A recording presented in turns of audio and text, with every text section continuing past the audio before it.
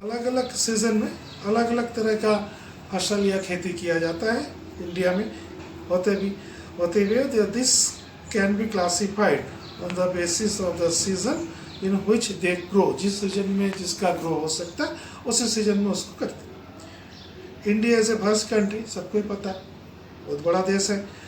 The climatic condition like temperature, तापमान, humidity and rainfall vary from region to another reason.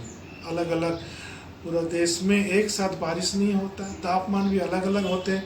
तो इसके according to there is a rich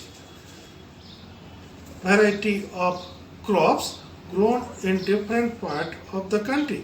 अलग अलग part में, देश का अलग अलग हिस्सा में अलग अलग खेती होते हैं, तो फसल की खेती होती है। Despite this diversity to especially better to say three broad cropping pattern can be identified. There are first of all kharif, second one rabi, third one जायद। तो खरीफ क्रॉप्स क्या है? खरीफ क्रॉप जनरली रेन, बारिश का मानसून में बनते हैं। रबी crop क्या है? रबी क्रॉप जो है वो विंटर, सर्दी में होते हैं। और जायद क्रॉप जो है ये गर्मी या समर में होता है। हम डिटेल करूँ, आप बुक पे नज़र रखो। The crops which are sown in the rainy season, बारिश का मानसून में जिसे खेती किया जाता है वो this is called the kharif crop. The rainy season in India is generally from June to September. जून से सितंबर तक हमारे देश में, इंडिया में रेनी सीजन माना जाता है। और इसमें जो खेती होते हैं वो खरीफ क्रॉप के नाम से माना जाते हैं। जैसे पेडी, जैसे धान, चावल जिसको बोलते हैं, भैंस, सोयाबीन, ग्राउंडनट, कॉटन एक्सेट्रा आता है example of kharif crops. Then rabi crops क्या है?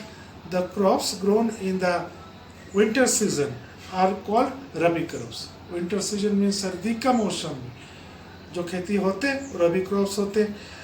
टाइमिंग क्या है इसकी? Their time period of generally from October to March, अक्टूबर से लेके मार्च महीने तक हमारे इंडिया में विंटर रहते हैं और इसी विंटर में रबी क्रॉप का प्रोडक्शन होते हैं। एग्जाम्पल के रूप में हम लोग बता ही सकते हैं, सबसे ज़्यादा व्हीट, गेहूं का खेती होते हैं, बंगाल ग्राम या ग्राम जैसे चना बोलते हैं, पी मटर बोलते हैं, मस्टर्ड सरसों बोलते हैं। ये सब का खेती विंटर में ही होता है, फसल होते हैं।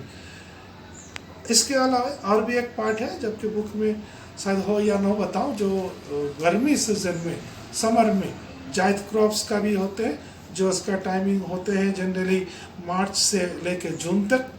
इसमें कोकम्बर, वाटरमेलन भी इसमें उगते हैं। नेक्स्ट टॉपिक, नेक्स्ट आर्टिकल्स आगे आपका 1.2 में basic practice of crop production.